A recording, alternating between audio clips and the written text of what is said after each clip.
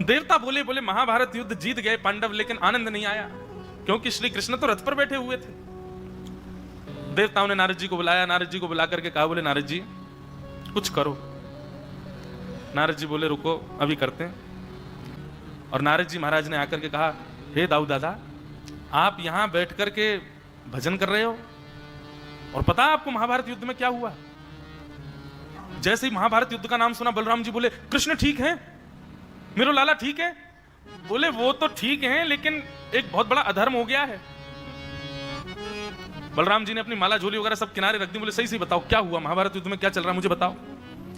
बोले भगवान, नाभि से नीचे प्रहार करना धर्म युद्ध में मना है ना? बोले हाँ। बोले भीम ने दुर्योधन की जंघा पर प्रहार करके उसकी जंघा की हड्डी तोड़ दी, दुर्योधन को निर्बल कर दिया और महाभारत का युद्ध पांडव जीत गए। लेकिन सबसे बड़े दुख की बात यह है कि भीम ने यह सारी क्रिया आपके छोटे भैया के कहने पर की। बलराम जी की आंखें लाल पड़ गईं। अधर्म की बात सुनकर के बलराम जी रोक नहीं पाए, स्वयं को तुरंत नेत्र बंद करके अभिमंत्रित अपने हल मुशल दोनों को प्रकट कर लिया हाथ में। बोले नारद जी, मैं बताता हूं इन पांडवों को तो है, या मेरो लाला मेरो भैया कन्हैया तो ये पक्षधर है, ये तो एक पक्ष में चलो जाए, अपने भक्तन को पक्ष ज्यादा ले, लेकिन मेरे रहते हुए कोई अधर्म करे, चाहे वो पांडव ही क्यों ना हो, मैं उनको छोड़ूंगा नहीं। बलराम जी क्रोध में भर करके दौड़े कुरुक्षेत्र के मैदान की ओर।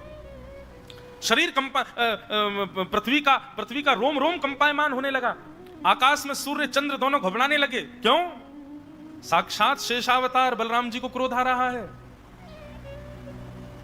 बलराम जी महाराज दौड़ रहे थे, यहां पर पांडवों की स्थिति की भूकंप जैसी स्थिति हो गई। पांडव सब श्री कृष्ण के चरण पकड़ के बैठे, बोले भगवान क्या हो रहा है? ठाकुर जी बोले भूकंप तो तभी आता है जब शेष नाराज हो। शेष नाराज मतलब शेष कौन है? बलराम। भगवान कृष्ण बोले निश्चित ही दाऊ दादा नाराज हो रहे हैं, तभी भूकंप आ रहा है। और तभी देखते हैं प्रचंड ओज प्रचंड स्वरूप श्री बलराम जी महाराज का प्रकट हो गए कुरुक्षेत्र के मैदान में, और अपने हलमुशल लेकर के भागे भीम की ओर। नहीं छोड़ूंगा इसको, अधर्म किया इसने। जैसे ही भीम को मारने के लिए आए, भीम ने जाकर के भगवान के चरण पकड़ दिए, बोले प्रभु मेरी रक्षा करो, ये मुझे मार देंगे आज।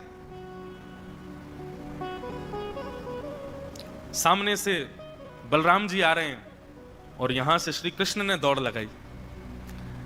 आकाश में देवता बोले अब आ रहा है आनंद, अब कुछ नमक मिर्च डला ना, अब स्वाद आएगा।